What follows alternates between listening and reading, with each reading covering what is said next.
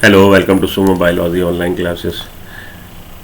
This lecture is about ecological pyramid. देखिए एक question आपको इकोलॉजिकल पिरामिड से आने की उम्मीद रहती है। देखते हैं इकोलॉजिकल पिरामिड्स क्या है। इनको हम लोग एल्टोनियन पिरामिड्स भी बोल रहे हैं। क्यों? An ecological pyramid is graphic representation of ecological parameter like biomass, energy, number of individual. तो ये ग्राफिक रिप्रेजेंटेशन है जिसमें आप किसको, पैरामीटर क्या है, पैरामीटर है आपका या तो बायोमास, ऑर्गेनिज्म का बायोमास, या एनर्जी या नंबर ऑफ इंडिविजुअल। किसी भी इकोसिस्टम में अलग अलग ट्रॉफिक लेवल को जब आप एक सीरीज में अरेंज करते हैं, ट्रॉफिक लेवल क्या है? Trophic level group of organism having same food habit. तो ट्रॉफिक लेवल के हिसाब से प्रोड्यूसर हम लोग सबसे बिल्डिंग के सबसे नीचे वाला ब्लॉक प्रोड्यूसर का है। उसके बाद हम लोग अगला ब्लॉक रखते हैं किसका, हर्बीवोर का। उसके बाद प्राइमरी कार्निवोर, उसके बाद सेकेंडरी कार्निवोर और उसके बाद टर्शरी कार्निवोर।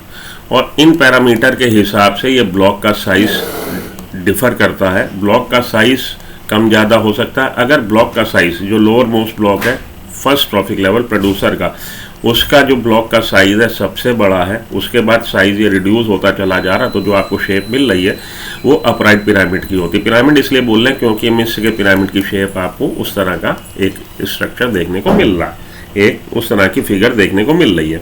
तो इसलिए इनको हम लोग बोलते हैं पिरामिड्स। और ये पिरामिड्स अगर हमारा लोअर मोस्ट ब्लॉक का एरिया सबसे ज़्यादा है और ऊपर की तरफ जाते जाते नेक्स्ट ट्रॉफिक लेवल पे जाते जाते इसका ब्लॉक का एरिया कम होता चला जाता है या साइज़ कम होता चला जाता है, तो जो शेप मिल रही है उसको हम लोग बोलेंगे अपराइट पिरामिड। और अगर बेस सबसे नैरोवर है और टिप की तरफ जाते जाते ये साइज़ बढ़ रहा है तो ये कहलाएगा इन्वर्टेड पिरामिड। और स्पिंडल में बीच का जो हमारे ट्रॉफिक लेवल है उनका साइज़ ज़्यादा है और टिप पे कम है, तो ये स्पिंडल शेप पिरामिड कहलाता है। इसको हम लोग इकोलॉजिकल पिरामिड को एल्टोनियन पिरामिड इसलिए बोलते हैं क्योंकि चार्ल्स एल्टन थे जिन्होंने इनको डेवलप किया। इकोलॉजिकल पैरामीटर को ध्यान में रखते हुए किसी भी ecological parameter such as number of organism, biomass of organism, energy flow को अगर आप दिखा रहे हैं डिफरेंट ट्रॉफिक लेवल पे, तो जो आपको एक मिल रहा है ग्राफिकल रिप्रेजेंटेशन करने एक जो फिगर मिल रही है वो कहलाएगी पिरामिड ऑफ एनर्जी। ठीक है जी, एल्टोनियन पिरामिड्स बोल रहे हैं क्योंकि चार्ल्स एल्टन ने इन्होंने डिस्क्राइब किया था। तो ये सीरीज वाइज रिप्रेजेंटेशन है डिफरेंट ट्रॉफिक लेवल की किसी भी इकोसिस्टम में। पैरामीटर कुछ हो सकता है, पैरामीटर बायोमास हो सकता है, एनर्जी हो सकती है या नंबर ऑफ लिविंग ऑर्गेनिज्म हो सकते हैं। चलिए आइए, in a pyramid the various step of food chain are represented sequence wise. Food chain के वेरियस स्टेप, फूड चेन कहाँ से चालू होती है? प्रोड्यूसर से। प्रोड्यूसर के बाद हर्बीवोर के बाद primary carnivore, secondary carnivore, tertiary carnivore. With producers at the base, herbivore above, followed by primary carnivore and so on with the tertiary carnivore constitute the tip. An ecological pyramid can be upright हो सकता है, जैसे कि मैंने बताया ये shape आ रही तो अपराइट, ये शेप आ रही तो स्पिन ये आपका इन्वर्टेड, और ये शेप आ रही है तो कहलाएगा स्पिंडल शेप। किसी भी तरह के आपको फिगर मिल सकती है, डिपेंड करता है कौन सा इकोसिस्टम है और कौन सा पैरामीटर आप फॉलो कर रहे हैं। Pyramids are usually prepared for 3 ecological parameter. Mainly 3 parameter हैं अपनी एनसीईआरटी कह रही है, और नीट के लेवल पे आपको 3 ही याद रखना है, pyramid of biomass, pyramid of energy and pyramid of number of individual. आइए अब देखें अलग अलग इकोसिस्टम में किस तरह का आपको शेप मिल सकता है। नंबर ऑफ पिरामिड्स पे आइए, पिरामिड ऑफ नंबर पे आइए, पिरामिड ऑफ नंबर्स पे आइए। It is graphical representation of number of individual per unit area of various trophic level step wise with producer being kept at the base and top carnivores kept at the tip।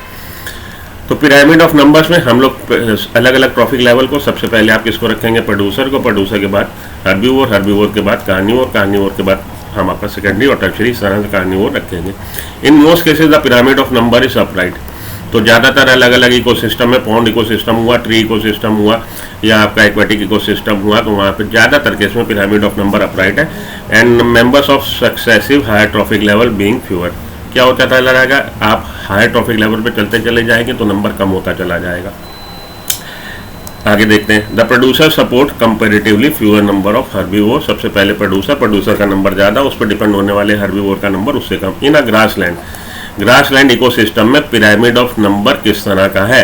Large number of grass plant और herb support a fewer number of grasshopper. तो सबसे पहले आपने producer रखा, large number of grass plant है, उसके बाद इस पर फीड करने वाले ग्रास ऑपर जो है वो कम है तो ऊपर की तरफ चले। ये देखिए ये ब्लॉक का साइज कम हो गया, और उसके ऊपर चले with a smaller number of frog हो गए, और उसके ऊपर चले आप तो फाल्कन का नंबर और कम हो गया। तो ग्रासलैंड इकोसिस्टम में पिरामिड ऑफ नंबर अपराइट होता है, ठीक है जी, तब पिरामिड शेप जो मिलेगी अपराइट मिलेगी।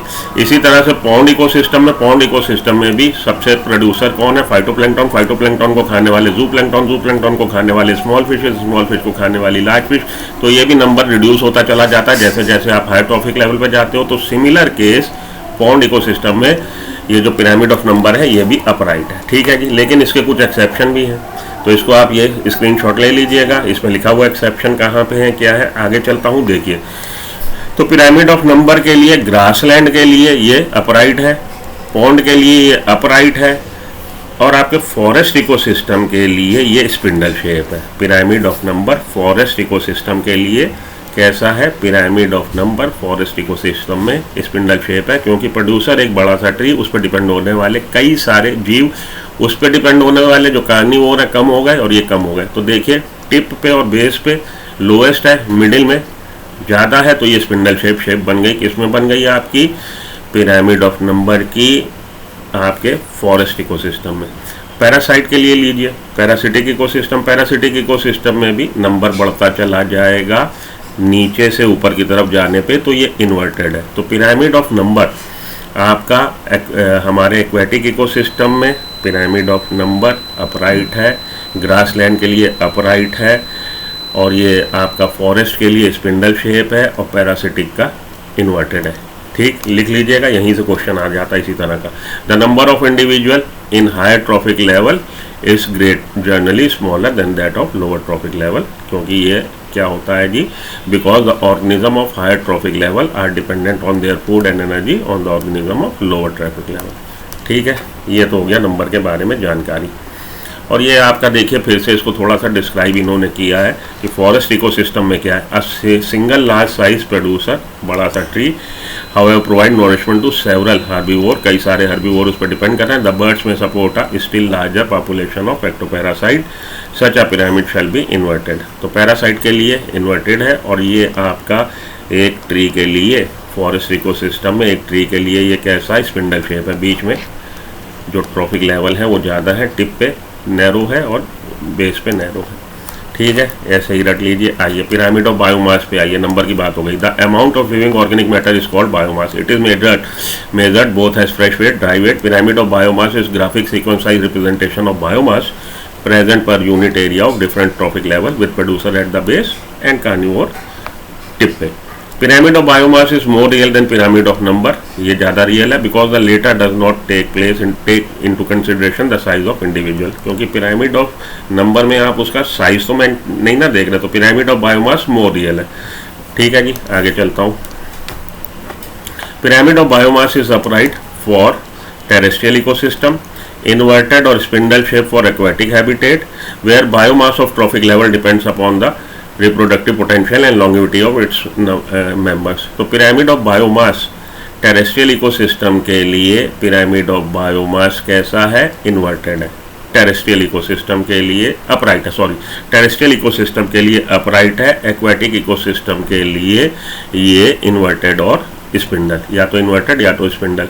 तो पिरामिड ऑफ बायोमास फिर से सुन लीजिए, टेरेस्ट्रियल के लिए अपराइट है, एक्वेटिक के लिए या तो इन्वर्टेड या स्पिंडल शेप है। ठीक है, ये टेरेस्ट्रियल वाला दिखा दिया इन्होंने अपराइट, ये इन्होंने एक्वेटिक वाला दिखा दिया इन्वर्टेड और स्पिंडल हो सकता है। Maximum biomass occurs in producer, there is progressive reduction of biomass found in herbivores, primary carnivore, secondary carnivore, etc. It is found that about 10 to 20% of biomass is transferred to the lower trophic level। ठीक है जी, ये आपको बात समझ में आ गई। चलिए आगे चलिए, और इसको डिटेल में पढ़ना हो तो आप स्क्रीनशॉट ले लीजिए, समय नहीं है, 10 मिनट में खत्म करके जानना चाहता हूँ। Pyramid of energy, graphic representation of amount of energy trap per unit time and area and different trophic level of food chain with producer forming the base and top carnivore tip बना रहे हैं। तो pyramid of ये जो energy है ये हमेशा upright होता है, ये इन्वर्टेड या स्पिंडल नहीं होता।